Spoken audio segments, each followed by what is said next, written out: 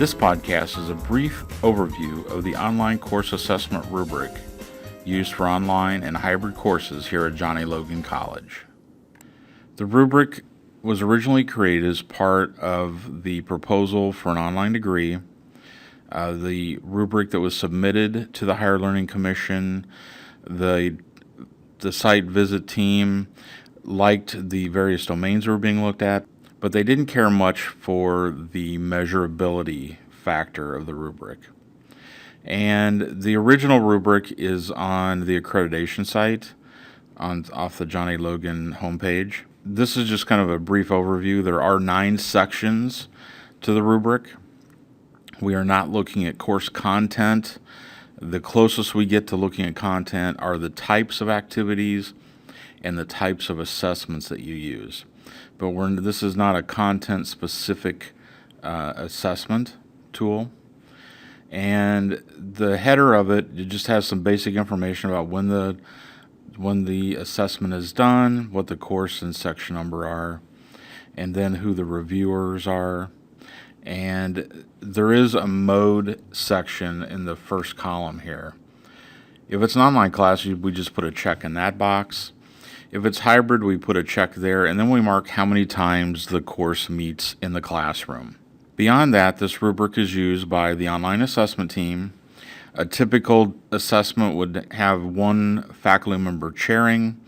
It would then have another faculty member sitting in, and somebody from the LRC and somebody from administration. The assessments are very collegial. It really is in your favor to go through and do a self-assessment using the rubric.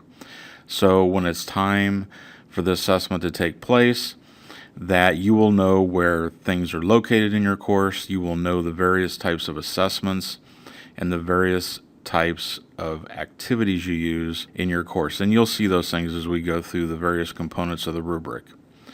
Now, these podcasts are broken down for one segment for each section of the rubric, and we'll talk through basically what it states in the rubric.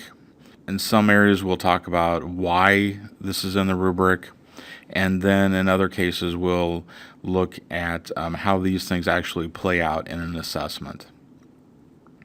So that's a quick overview. Go ahead and listen to the various sections, and hopefully this will be something that will inform you about the rubric itself, but also provide some insight so that you can do a self-assessment of your course and be prepared for an assessment of courses that you teach online in completely online or a hybrid fashion. I really see this rubric as a checklist of best practices. It doesn't go into specifics about why some of the things are best practices. It really is just a very bare bones checklist. And there are a few areas where there are some scales where we have some measurability beyond, yes, this is included, this is not included, or this is not applicable. So I really encourage you to go through all of the podcast segments to get a complete overview of the rubric.